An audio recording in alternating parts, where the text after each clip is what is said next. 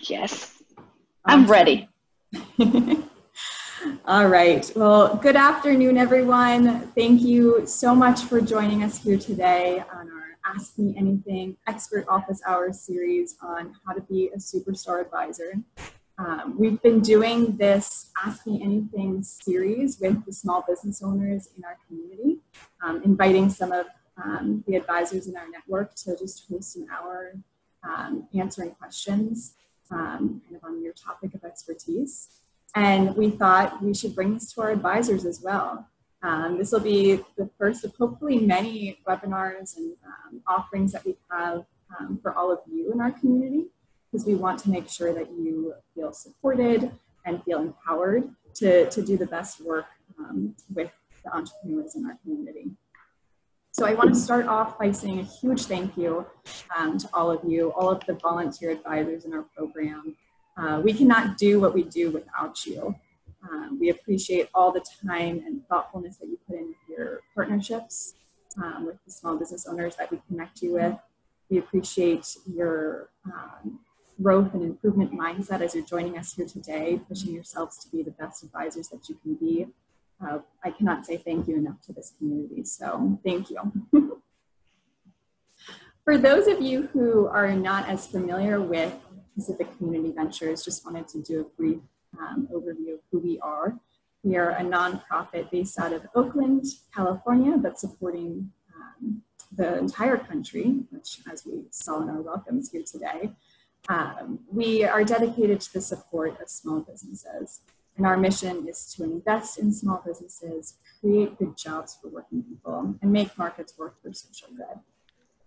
We achieve this through our fair and affordable lending program, our free business advising program, which, like I mentioned, we can't do without you, and our research and consulting program. Since the start of the pandemic, the business advising program has seen a huge increase in demand for the services that we provide. And as a result, we're looking for even more qualified and passionate advisors just like you to support the ever-growing number of small businesses turning to us during this time. So before we jump into the panel, I just have one little plug. If you are not already an advisor in our network, please sign up to do so. If you have the time to take on another partnership, please reach out to me or your relationship managers after this call. If you want to get your teammates, your coworkers, your company involved, you can connect them with me and we can chat about what we can do. But really, we're really counting on you to help us spread the word as well, so that we can serve as many small business owners that we can during this time when it's needed the most. All right, with all that said, I'm happy to have Daniel and Danielle, our two relationship managers on the call here today, and they're gonna do a little introduction to our panelists. So Daniel, can we start off with you? Yeah, sure, thank you, Morgan. So introducing to you first, we have Noah Alper, and as the owner of Noah Alper Consulting, Noah shares his experience creating, growing, and even selling the iconic brand Noah's Bagels with business executives. So we're super excited to have Noah. Since signing up as an advisor 7 years ago, Noah shared his expertise with 14 small business owners through PCV's business advising program. Next, I wanted to introduce to you Jaelon Davis. And as CEO of Walt Digital, Jaelon helps businesses scale their customer base and create more profitable sales. He signed up this spring to help small businesses in the PCV network do the same. And only a few months into his partnership, he's already helped his small business owner brainstorm some amazing ideas. And we're excited to see what kind of help that you're able to provide moving forward. And I'll go ahead and let my colleague Danielle introduce our final two panelists. Thank you, Daniel. First, I want to introduce Anna Kendall. She came to us earlier this year. She's a senior consultant for EY, and I actually onboarded her myself and matched her with her business partner, and they continue to do really great work primarily in profitability and just kind of surviving the pandemic overall. And then secondly, we have Connie Sparks, who has been with us for a couple of years now. She joined in summer of 2018, and she is both an entrepreneur and an advisor. And so we really appreciate her perspective and her feedback and her knowledge as being both an entrepreneur and an advisor. She's had multiple partnerships, including more than one at a time, which is really fantastic. We really appreciate her guidance there. Excellent. Thank you so much for those introductions, team. I'll introduce myself. I'll be your moderator today. So nice to meet some of you in person for the first time, face-to-face. My name is Natalia Carrasco. I'm the director of the Business Advising Program. I work very closely with Morgan, Daniel, and Danielle, making sure that we're bringing the best possible experience to you as our advisors and to our small business owners so that we can help them grow and help them create jobs and therefore help transform communities across the country. So I'm very excited about our next hour that we're going to spend together. And I just wanted to start by saying thank you so much one more time. The work that we've been doing has never been more important. Business owners are really struggling, and therefore their families and therefore their communities. So the work that we've done has never been more important. I don't get tired of saying that, and we couldn't do it without you all. So thank you so much. I also want to thank everyone who's joining today for being advisors, but being in this mindset, or how can I be the best advisor possible? That's the exact mindset that we want to encourage. So thank you so much for being open to growing, to learning from one another, and to build community. So thank you all around. I thought we could start by maybe going around and have our amazing panelists introduce a little bit about themselves and how, what was their driver into joining? Why did they start volunteering with us? And why did you continue? So maybe we can start with Noah. Sure. Thank you, Natalia. Of course. So as you've said, I've been with PCV for 7 years. And I'm always enjoying when people from PCV are complimenting me for all of the clients that I've got, and I've so many clients. And what I've always said is, bring them on. You know, I could use as many as you can send me, basically. I love it. They're up my alley, because I enjoy business. I enjoy problem solving, and I enjoy helping young or not so young, but individual entrepreneurs get going and make a success. This is what built this country. Yes. It's so incredibly important. You know, I'm semi-retired now. I do have, you know, obviously clients as well who are paying me, but I almost enjoy the pro bono work as much as the paid work. And I would like more. And the only comment I would have, and maybe this can develop into something we could discuss together, is my only complaint, if you will, is that a lot of them seem to be short-lived. That start out with the engagement, and you know, I don't want to go too long here, but I just say that it's sort of my policy to leave it up to the client to pick it up, and invariably after a couple, maybe 3 sessions, it seems to drop off. I feel like I've been listened to. I feel like I've been able to figure out, at least from my perspective, what, you know, our next steps. And at some point, maybe during the session or at some other time, we can discuss basically retention. It would be I'd be very interested in exploring. Absolutely. Thank you so much for that. And please keep the feedback coming. And folks that are listening in, if you have feedback too, please add them to the chat window. Also, if you have any questions for the panelists, make sure to add them there so we can incorporate it in the conversation. You touched on such an important point, Noah. That's something that we're actually very actively working on, and making sure we're giving our small business owners as many tools as we can to take advantage of this on an ongoing basis and increase retention we have a couple of ideas like our advisory council idea where we're allowing folks to have more than one advisor at the same time right now. So I would love to discuss that further too. Love it. Thank you so much. And we'll take you up on the whole more small business owners offer. Thank you. Thank you. Jaelon, would you mind going next? Sure. So hi, I'm Jaelon, and I'm the founder of Walt Digital.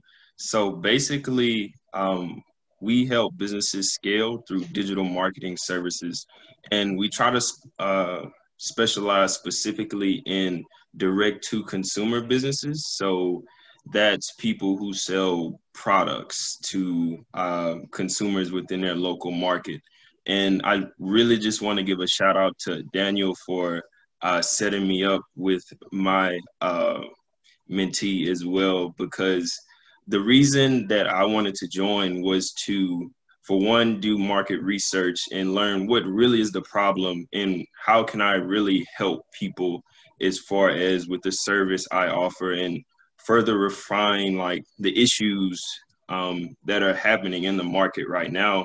And I feel like it's proven to be really worthwhile for me and my partner as well, because as we can see, the market has taken a huge shift due to COVID, and everything has become so digitally focused now. So it's been a great opportunity for me to learn and get a lot of feedback. And I do love the pro bono services because we're always remembered for what we gave and not for what we took. So it's been a great opportunity.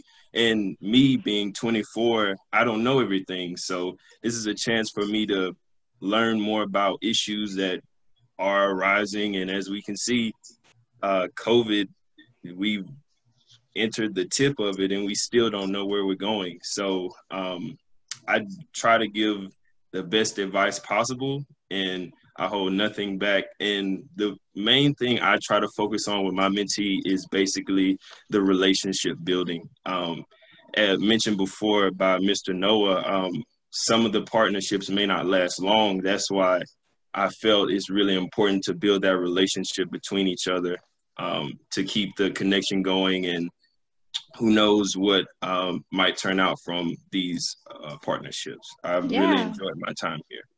Well, thank you so much. We're very thankful to have you on the panel, especially because digital marketing has become such an important topic right now, more than ever. Like I feel like I keep saying that, but it's true. Businesses are trying to get their businesses online, and we had a huge request of business advising. Digital marketing advisors, and so we wanted to include your point of view as kind of like a newer advisor, but also a digital marketer, because we know a lot of folks that are joining these days are joining to help folks with digital marketing. So I would love to hear more of your perspective around that. So thank you so much for being here. And I love that we can, showcase that, you don't have to have a very specific industry experience or a specific number of years in order to provide meaningful advice to our small business owners. So really appreciate you being here. Thank you. Thank you. Anna, I would love to hear from you now. Sure. Good afternoon, everyone. My name is Anna Kendall.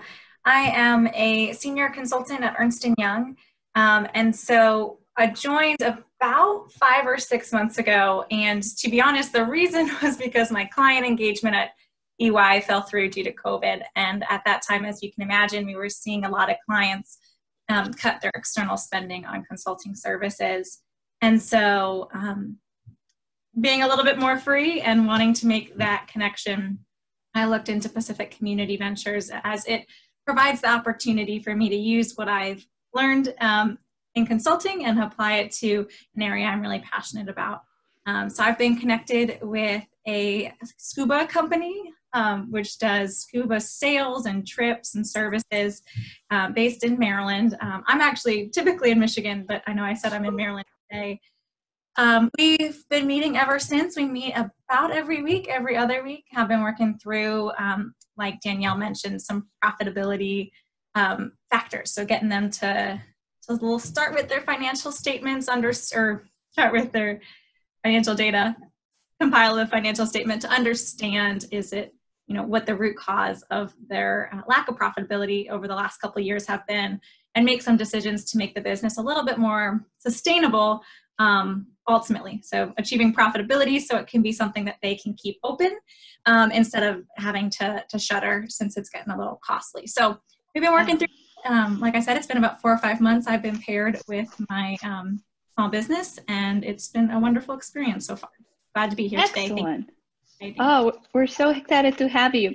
Wanted to make sure that we hear many times from a lot of advisors saying, oh, I work in a big company. I don't know if I could have given a specific advice to a small business owner.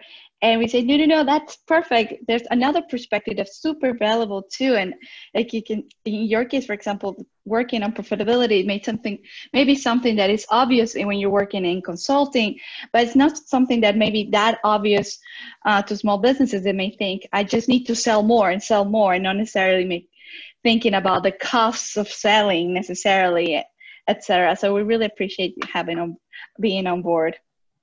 Finally, Connie, I'd love to hear from you and what led you to start volunteering, and a little bit about your experience so far. Absolutely. Thank you for inviting me, and welcome and hi all. I'm Connie Sparks, founder of Waco Business Center, and I am located here in Santa Clarita, California. And one of the reasons why I decided to join with PCV, well, I currently work with the Small Business Development Center, so it's kind of in my nature to want to work with small businesses. But more importantly, because of my experience and the challenges of starting a few businesses myself many, many years ago, I can relate to today's challenges that entrepreneurs and business owners are faced with, right? And so I really wanted to pay it forward using my lessons learned and my successes that I've had over the years working with more than 7,000, different entrepreneurs and business owners. But more importantly, I wanted to be a part of a team or teams whose commitment are in alignment with mine, and that is to create an level playing field for the small business community. So that's why I like PCV. Oh, I love that we share the same mission. Thank you so much. I love the idea of having that perspective of a small business owner that also can share that very tangible experience with her mentees. So thank you so much for being here. I'm going to shift things up a little bit. I would love to get us started by talking a little bit about logistics, about setting up your partnerships. We match you with a new advisor, with a new mentee. You have a kickoff call. So I would love to ask this question of Noah first, because you've had the most partnerships so far. Can you share a little bit about your best practices about getting started working with someone, how to set the pace, how to set expectations, how do you set up your working relationship? What's worked well so far? Well, I think Jaelon maybe brought this up, or I thought I heard him say this, but I think the most important thing to get going from the outset is the personal relationship. So I always want to know, what their deal is, where they're living, is this their only job? How is the business, has it been financed in the first place? How long have they been at it? What are the biggest challenges? And just really go 30,000 feet up on a business level, and on a personal level. Are you on your own? Do you have a partner? Do you have kids? Just to get a sense as to whether this is what exactly their goals are. In other words, yes. Try to establish that pretty quickly into the conversation. And I find that it frames the procedural end of it if we know where we want to get to. But slowly and with a real personal touch, I think is the key. I think that's so important, because you get to get more out of the relationship when you are invested and you care about people that you're working with on a personal level. So I completely agree. And, we're all ourselves in our context. So I think that is so important. What are some other best practices that some other advisors have used or that have worked for you in setting up your working relationship and process? Would anyone else like to share? I would agree with everything Noah said. We had a very similar first conversation, getting a real lay of the land of the history of the business and pretty much everything Noah just discussed. And then, as I mentioned, the business that I'm working with has not turned a profit since they purchased it 3 years ago. And it's kind of on this border. It is their primary source of income now. So trying to figure out if it's really going to be sustainable. And so we started just then thereafter just peeling back the layers. So starting by looking into what it is they're selling. And we got a kind of a grasp on that and thought about product categories. And then we looked and saw, in a lot of cases, there was no cost data. Like you were saying, just no consideration of the cost of some of those services or their goods. So started thinking about that. And then each meeting thereafter, we've just been going down into a different area. And so I don't think from the onset, I could have said, all right, the first month, we're going to focus on COGS. We're going to think about pricing strategies. And then we're going to think about SG&A. And then we're going to think about target setting. And, you know, I don't think we would have been able to lay the land at the onset. But I think just like Noah said, grounding in those goals kind of sets the stage that then we've just been working towards in different ways since. Yeah. That's a great point. We also, Morgan shared a great tip that one of our advisors has shared with us was about every time you meet with your mentee, set up your next meeting so that it is on the calendar. You can always reschedule or move it, but just have a sense on when is going to be the next time you're checking in together, for example. So that's a good point too. No, absolutely. Yeah. Connie, I would love to hear from you on the topic of logistics and process, because you are one of our first advisors to take on multiple mentees at the same time. So I would love to hear a little bit about your experience with that and some tips that you could share about going about having multiple mentees at the same time. Well, I think because of my experience working with the SBDC and having to, already having that experience, I've been working with the SBDC since 2005. And so it's just been a common practice for me to work with 2 or 3, sometimes I've worked with 8, mentees at a time within a month. And so for me, it's really important to make sure that I carve out that time.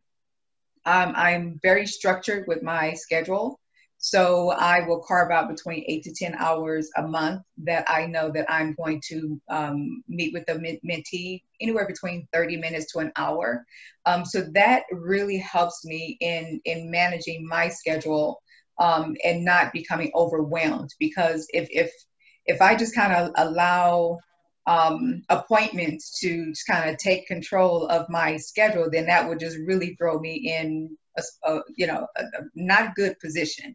And so that's what's really worked for me. And the other thing is when I'm scheduling, I like to schedule my mentees out 2 to 3 weeks apart, right? And so that also helps me. And so they know that by the end of our session, I'm giving them assignments, and then they have 2 weeks to turn those assignments into me. And it works for me because it gives me time in between the other appointments that I have to meet with, and then it gives me time to review their work prior to our next meeting. Oh, that's a great tip. And it's actually lead me to my second plug about taking in more mentees. As you know, we just launched our Small Business Support Circle, which means we're putting together a national network of referral partners, organizations that are working with minority-owned small businesses across the country. They're going to start sending us all of their small businesses that they're supporting. Oh. So we're going to be needing a lot more advisors. So please help us spread the word, bring in your friends and family. And if you're willing to take on additional advisors, please let your relationship managers know. We need you all now more than ever. Which leads me to, now since we're talking about recruiting, I'd love to hear Anna about your recruiting experience. I know you referred us some additional small business, some additional advisors. So tell us about how do you go about it? How did that happen? What are some good ways to promote this among your network, etc.? Yeah, I think it's really organic and really natural. It's something I'm so excited about. I love being an advisor through Pacific Community Ventures. And so because I'm excited about it, I like talking about it. And I was actually having a conversation with my father-in-law because he had a connection in the scuba industry that I wanted to make too. So I actually did connect them, and that was nice. A helpful conversation. But just in talking about it with my my father-in-law and my father and some other family members, they too were excited about the mission of Pacific Community Ventures and the skilled volunteerism kind of concept, being able to engage in consulting in this way and support small business owners. So they got involved, and it was actually very sweet because they both were like, do you think I'm qualified? Am I qualified? Can I do this? Mm-hmm. And I turned to them and said, you think I'm qualified? Like if I'm qualified, you're qualified. So it was very sweet. And yeah, I'm looking forward to get matched. Awesome. I know our program manager, Morgan, recruited her dad as well. And he had the same hesitation. Should I not? And we said, we all have something to offer to our community small business owners. So I encourage everyone to try it out. Switching gears back a little bit more about talking process and advancing through the mentorship experience, I would love to talk a little bit about any examples you could share about a specific project that really worked out, or maybe I know some of you mentioned giving small business owners assignments or specific tasks or projects to focus on. So I'd love to hear about any specific success stories on well, this part of the partnership really worked out. I set them out to do the specific project or a specific initiative or a task or anything like that worked out. Who would like to start so I don't put people on the spot? Okay, I'll start with mine. There we go. So one of my mentees, I really enjoyed. Two great young ladies, two chicks in the mix, and these are two amazing, driven young entrepreneurs. I love their passion and their spirit for what they were trying to do. So they own an online bakery, or yes, it's an online bakery, and then they make these specialty cakes and cupcakes, and then they eventually wanted to move into other specialty type desserts. And so their challenge was they weren't bankable. They were trying to raise capital, but they were a new business. So of course, with my experience with raising funds, that I had to position them so that they could become bankable. But the other part of that is making sure that they had a good, stable, structured, and viable business. So there are a lot of things that we had to work on before they can become bankable. So the first thing we started working on is their business model. So we had to restructure their business model a little bit, their sales model. And then they really wanted to focus on marketing. Because of my marketing experience, I was able to help them develop a marketing strategy along with a communication plan for their online strategy. And so we did that. We developed some really nice marketing material. At this time, it was based around Valentine's Day. So it was right on time because they were able to develop, we developed this, it was called Heartland. It was Heart Something campaign. And it was beautiful with the work that they did with it.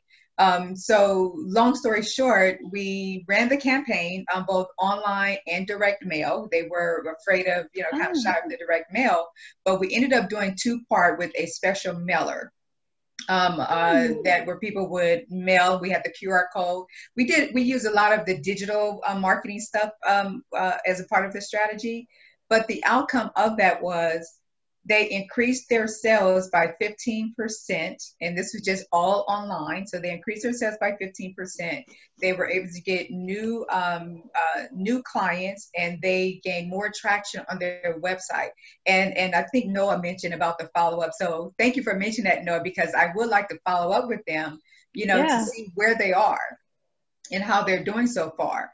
And so then once we got through that marketing campaign, now they were really excited.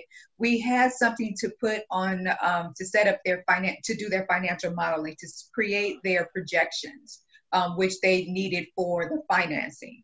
So we were able to have those numbers, and we developed a P&L. We also developed the income forecast and a balance sheet.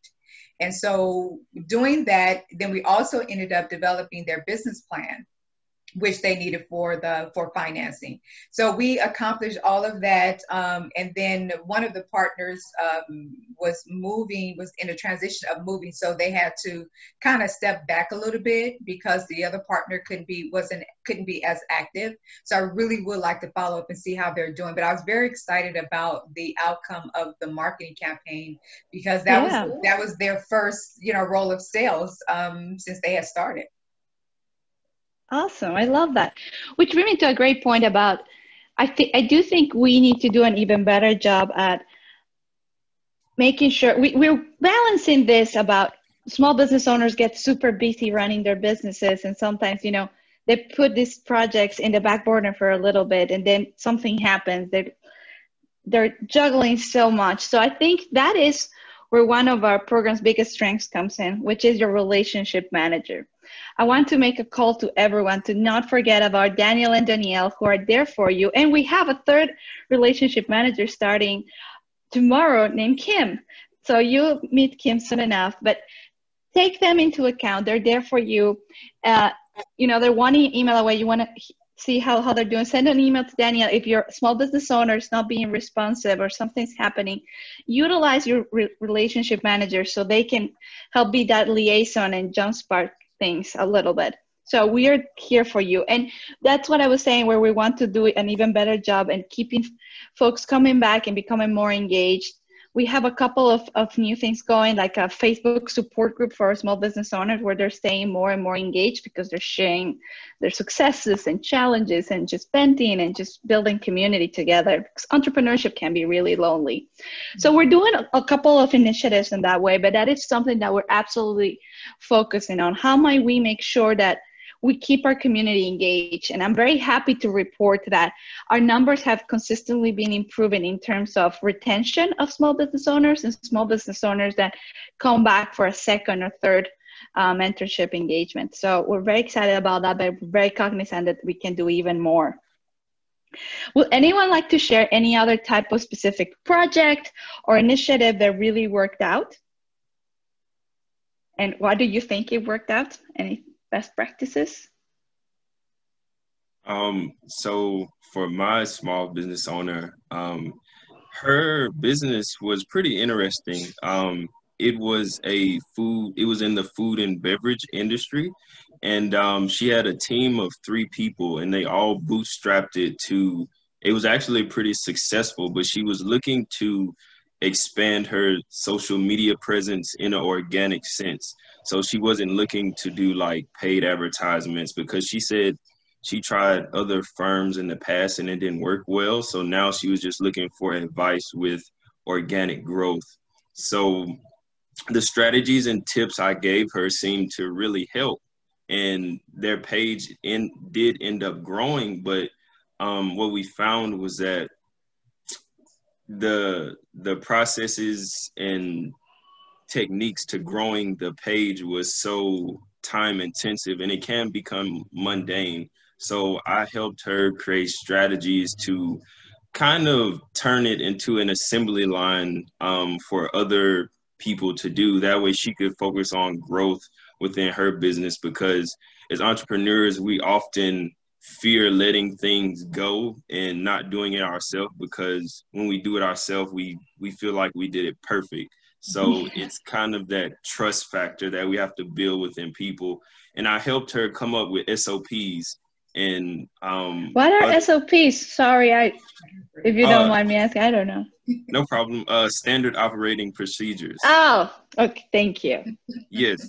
So basically just well-documented lists. That way, the people that she did hire under her wouldn't have to constantly come to her, ask questions, or it was basically their onboarding document and their training manual. And that concept to her was a brilliant idea, but it was just like basic business operations, especially when you're running a remote-based team. So, yes, which is so common now. Very common, very common.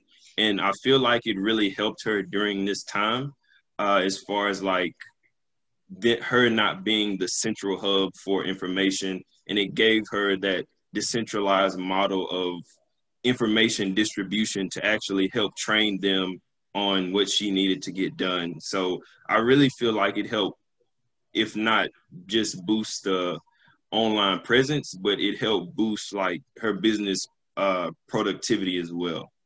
Excellent. That's really neat. And actually, this is a great segue for one of our audience questions that are asking, how do you get the mentee to focus on their homework assignments? If you can share, how do you make sure that, they're following through with what you set them out to do? I know that a couple of the projects that you all mentioned had a lot of moving parts, so you really need them to focus and deliver on their part of the project. So how can you share some tips on how do you guys make this happen? Yeah, I like to walk through the homework assignments with my clients, kind of not necessarily create them together, but make sure that it's a reasonable amount of work for the time horizon, and that they're very much so understood by them. So for example, when I was talking about the COGS exercise, instead of having them identify the COGS for 150 products or services that they offer, we narrowed it down to the 25 that generated the most revenue, and then had them work through that. And originally I was thinking that exercise would take about a week or two. And in fact, after checking in with them and keeping that line of communication open, it was going to take them more time to nail down some of these costs that they truly had never really thought about before. And so I think clarifying what the homework is, and then setting the deadline for it, and then just checking in. So, before we were going to meet to review it, they shared that they needed more time. So we pushed back our meeting so that they would have another week to get it done. So not necessarily letting them off the hook for doing it. It's important, and it's something they need to think about, but extending the deadline where needed a little bit as well. Yeah, I think it's a fine balance between being flexible, but at the same time, keeping everyone accountable. Absolutely. Any other tips on how to keep folks focused on the homework assignments or tasks that we assign them? Yeah, I would like to piggyback on Anna. In our first meeting, I like to always, get to know the mentee, what their regular schedule is like during the week. And then as we're talking, I get to learn more about them, and then get a better understanding of their goals and what it is that they're trying to achieve. We start developing a phase 1, phase 2, and phase 3 action plan. And then that allows me to break down their to-do list in smaller increments so that they're not becoming overwhelmed. So then I can implement those smaller tasks fitted within their schedule. So then it doesn't become an overwhelming factor for them. So they won't feel like, oh goodness, I have to complete this business plan in 2 weeks, but I got all of these other things to do. So instead of saying, okay, I want you to focus on this business plan, I break the business plan down into sections. Section 1, 2, and 3, and then they can do that within 2 weeks. In a day, they can have that completed. But then we're looking at their schedule. So before we end a call, we're saying, okay, this is your task. So let's look at your schedule for this week and for next week, and let's see what we can fit in for an hour or two within that time frame. And that tends to have worked with my clients. Oh, interesting. Great. Thank you. Noah, Jaelon, would you like to share any tips too in this topic? Perhaps not a tip. I tend to be a little rigid about this, and maybe that's a failing. Where if the client on occasion has agreed to take on if you will, a homework assignment, and they've dropped the ball, my sense is that they're not serious, and I don't know that I can help them. I'm not a babysitter. So that is a good point. Maybe just a little, my kids accuse me of being a tough, what, and perhaps that's who I am. But that's how I've approached it. I guess hearing from others, I could work on being a little kinder and gentler, and that would be the thing. Well, maybe this is a good point, because this is something that we try to make sure we work on at the beginning before we even match folks with you all. We try to set up expectations and say, this is going to entail work. Mm-hmm. These are not people that are going to come in and do the work for you. And this is important to make clear since the beginning. So we stress this on the onboarding process, but I think it's also great to work on setting up expectations on your first kickoff call and make sure to say, hey, make sure you allocate X number of hours to work on this on the week, because this is for you. This is in your best interest. And I'm going to come and assist you and help you, but you need to put in the work too.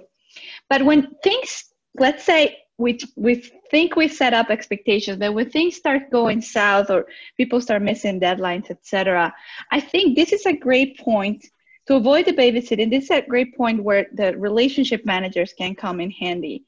If we see that small business owners is not taking advantage of this amazing opportunity that have access to all of your, areas of expertise and your minds and your skill sets, this is where we can maybe work with your relationship managers to kind of give them a nudge. We don't want to take more of your time acting as babysitters, like Noah said. We want to make sure we're utilizing your time in advising folks.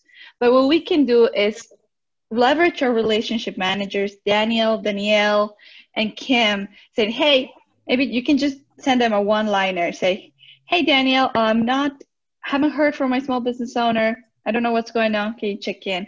And then we can take care of maybe checking in. Sometimes folks maybe get overwhelmed. Maybe they don't know how to, they forget how to do the task that they agreed to do. And sometimes they're embarrassed to admit it to you guys. And that's completely natural, it happens. So maybe that's where we can come in and say, oh, okay, this is what's happening. Okay. And we can work as a liaison. So this is, we want to invite everyone to take advantage and leverage your relationship manager, because that's what we're here to do. Work on those little aspects that are beyond the advising. They're more about managing the relationship, making sure we're succeeding. Excellent. So actually talking about challenges is a good segue. I would love to hear about some challenges that you may have come across in your time advising, and how did you overcome it? And if you couldn't overcome it, that's great too. Let's talk about it. So maybe we can brainstorm together in ways we could help.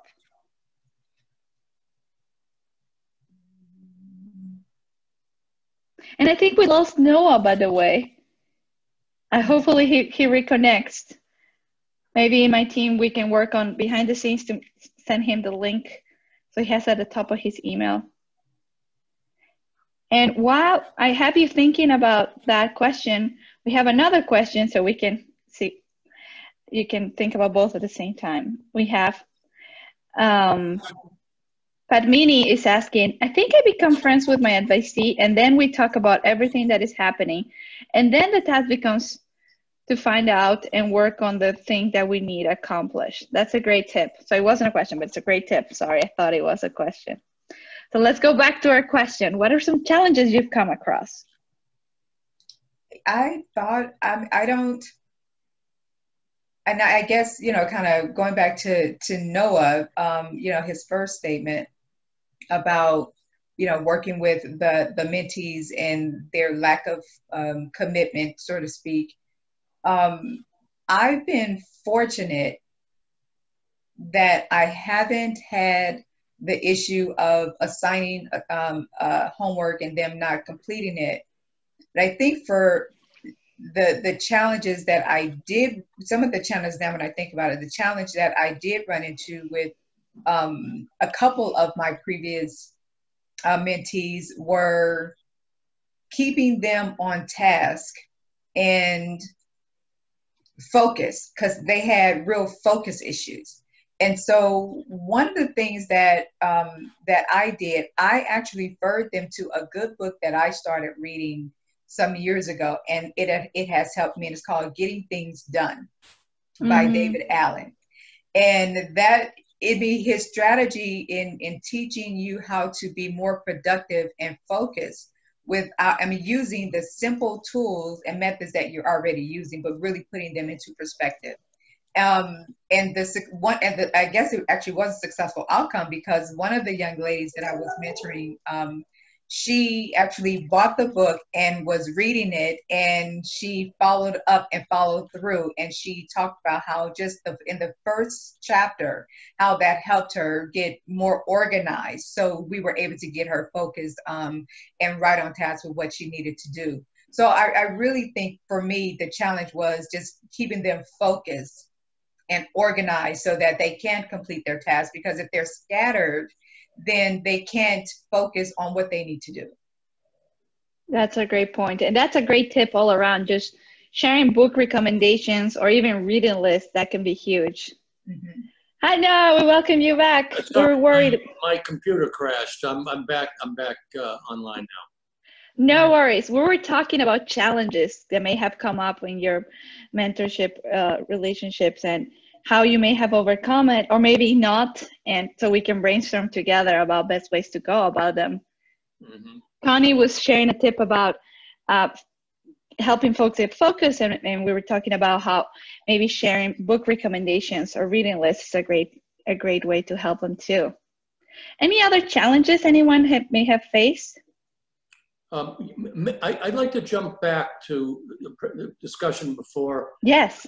My computer crashed, which was, sometimes mentees failing to do homework and not sort of living up to their end of the bargain. This is probably a subject for another time, but has thought been given to actually charging a minimal amount on the part of the mentees as a way of investiture? It doesn't have to be a lot of money, but even a small amount. I'm wondering whether that's been explored or dismissed or where we're at with that. Yes, thank you so much for bringing that up. We were just having a meeting yesterday where JBS in San Francisco, who's doing something similar, and they charge like a nominal amount. It's more symbolic. It's just for folks to take it seriously. It's something that we started exploring and considering. There's many factors because, we have funders that support our work, and there's many layers there because if you see it from their perspective, where we're helping you, we're the ones helping you fund this so it can exist, and why are people having to pay for it? And there's many layers that are complex, but it's something that we have begun exploring and considering for this specific reason. Yeah, I think it's good to roll this around and maybe if in some fashion test it out. And yes. If there's more retention, more attentiveness to tasks, etc., as a result of some investiture. Again, I'm not suggesting it be a lot. Yeah, of course. No. Yeah, absolutely. Yeah, that's it. Maybe we'll start a couple of pilots around that. It's something that we've been considering it for a while. Yeah. Okay. Thank you for the suggestion. Good point. Any other challenges that folks may have come across and how you went around them?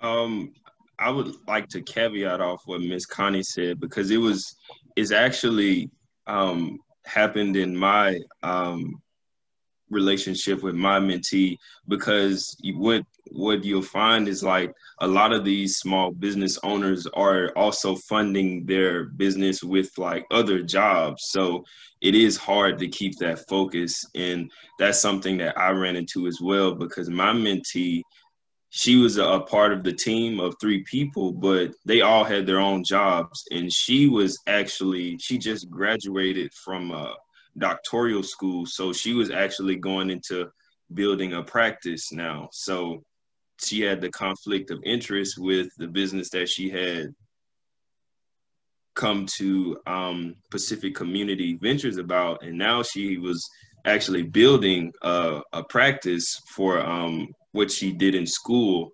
So it's kind of that focus thing. And anyone who has been in business for any amount of time knows that it requires so much focus and so much time to make progress and get momentum. The biggest thing is getting the momentum going. And when you have the split focus, it's very hard to gain traction. So that was a big challenge initially. I guess the prioritization of what the mentee wants to get done and the projection of how long that will take is the biggest problem that I ran into.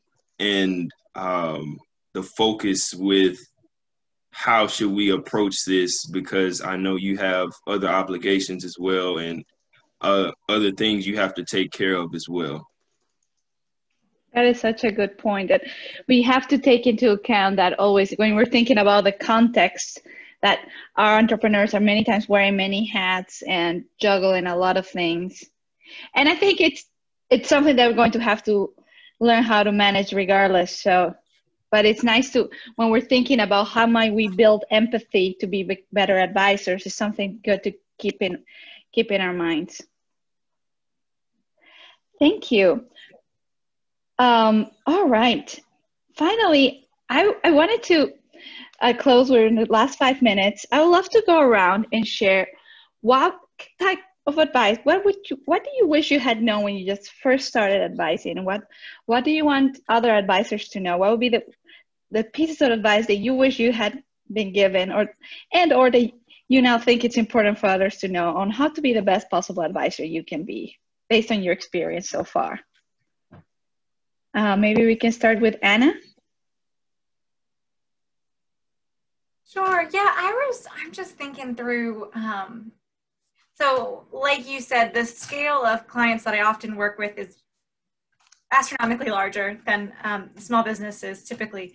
And so I was worried a little bit about how much of that was going to be relatable, or how much I could really help. And it's just been so incredible to feel and hear that I'm able to provide value, and that my small business owner mentees find, the insights that I share to be really insightful or helpful for them. I think had I known that going in, I might have approached a little bit more confidently, or a little less hesitantly.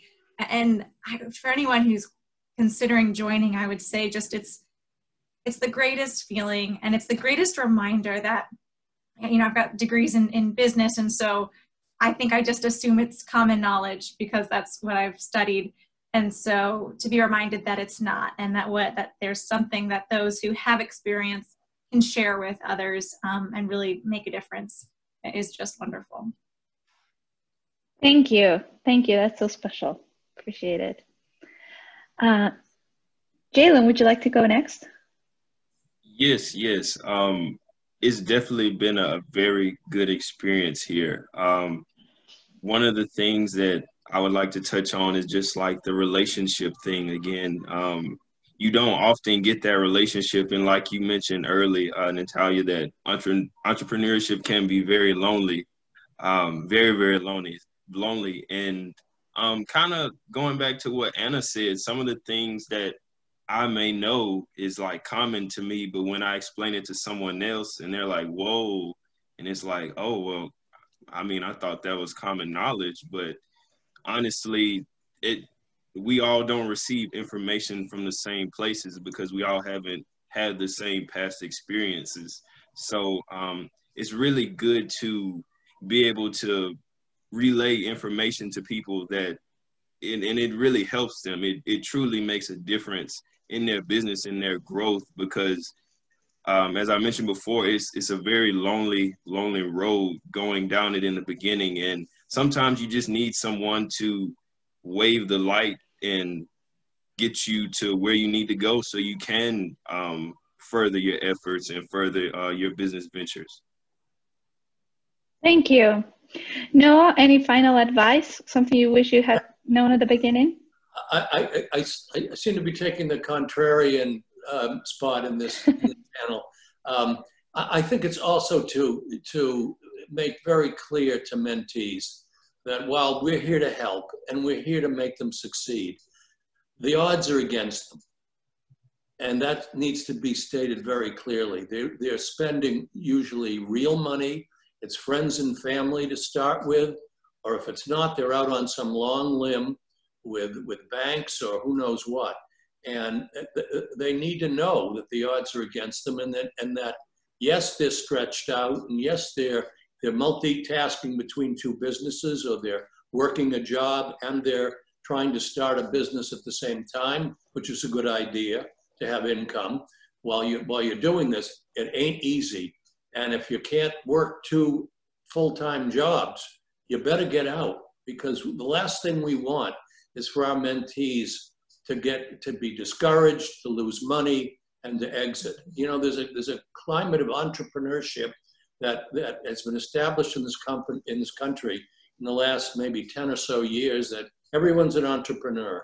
But many of them, many of them rise and fall fast. And it's important to throw cold water sometimes, along with a wonderful encouragement that I've heard from other panelists. I don't think the two are mutually exclusive.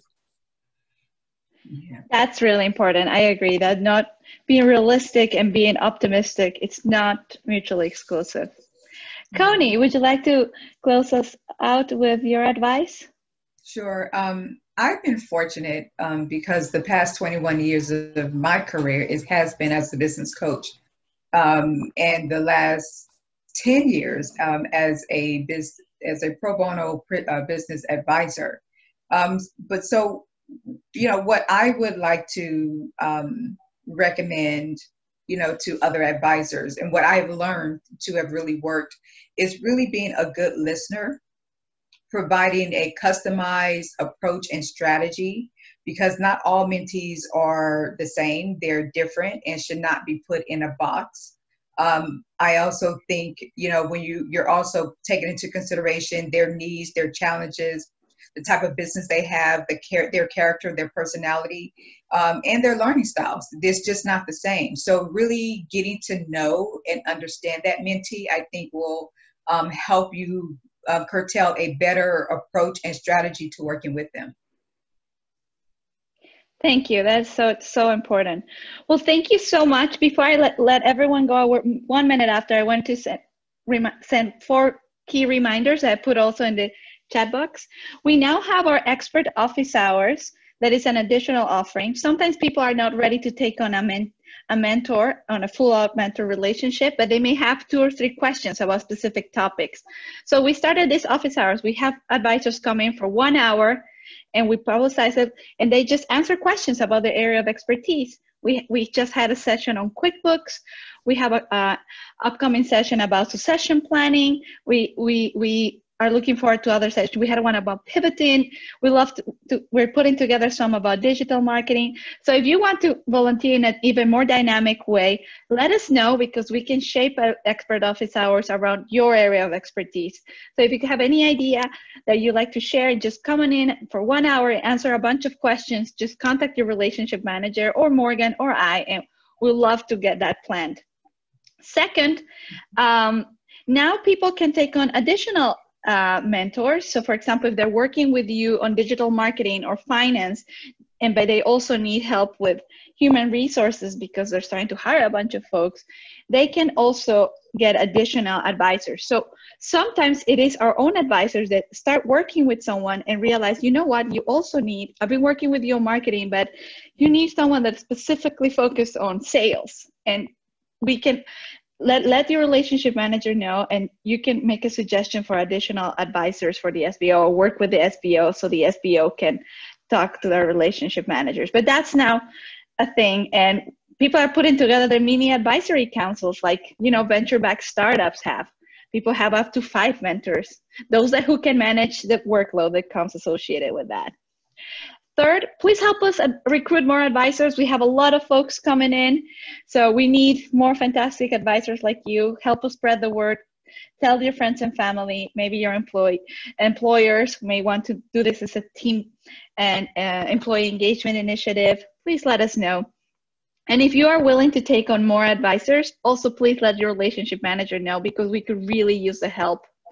And finally, utilize your relationship managers. Danielle, and Kim are here for you, and they can help you navigate all those sometimes uncomfortable situations with small business owners. They do this every day. So don't forget, they're one email away. We put their contact addresses in the chat box.